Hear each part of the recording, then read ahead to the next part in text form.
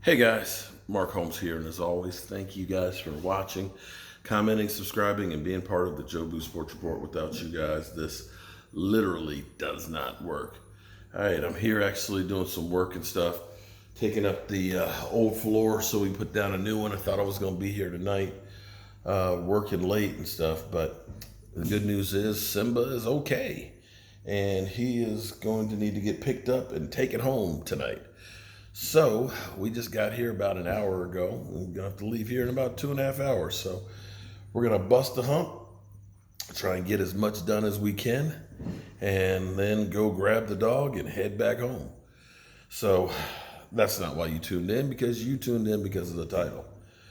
Well, this season more than any other season is probably going to be determined by who can stay the healthiest.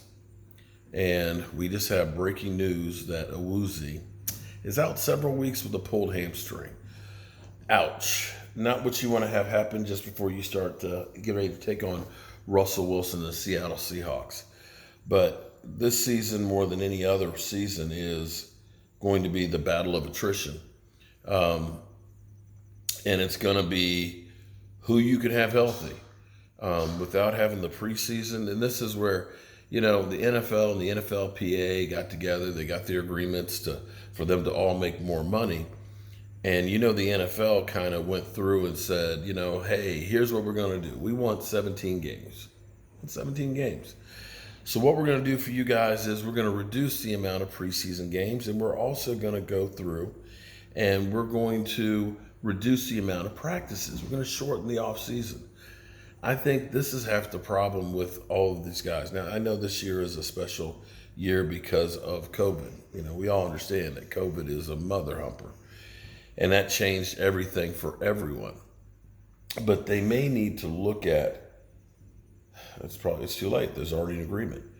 But they may need to rethink the whole idea of not having the padded, only having 14 padded practices and not tackling. Back in my day, there used to be 6 preseason games, and teams would go away for, like the Washington team would go up to Frostburg and Carlisle, Pennsylvania and stuff, and would do 2-a-days hitting, Cowboys, Thousand Oaks and everything else. They were there. They weren't there just bumping into each other. No, they were tackling, they were hitting, and they were working on the skills. And I believe, now this is my own opinion, I believe that yes? Okay. I believe part of the problem with concussions is people have lost how to tackle correctly. We were taught you get your head across the body, you use your shoulder, and you wrap up on a guy. You're not about doing collisions. And now so many times you have guys that are just literally running into guys with their helmet and just trying to make a collision to knock the ball out or just to knock them down, as opposed to actually tackling them. And these are things that are lost by not having practice. That's right. We talking about practice. But having that full speed, having that work, I think the guys are in better shape to keep from having all these injuries.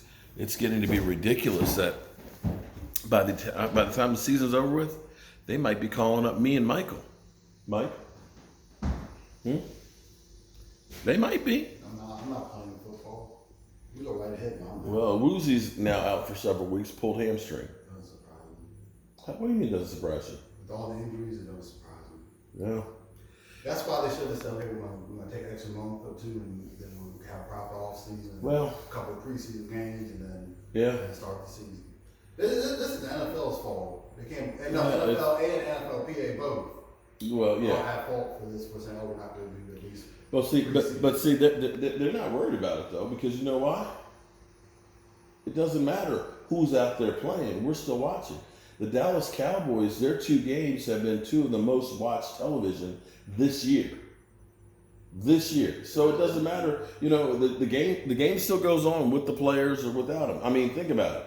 There was the strike year, and they had scabs, guys that were locked up in jail, guys that were, working, anything but football. They put that on the field, and people watched. I feel bad for those guys too. You know what? You know why? What? Because it took them until a couple of years ago for them to get their rings. Well, that's what do you expect from the Washington people? That's not. But that's where we are right now with injuries and everything else. It's going to be, by the end of the year, you're going to have guys you never heard of. Well, we already have guys we never heard of. We had two undrafted rookie free agents starting at tackles for the Cowboys. So it is what it is. All right.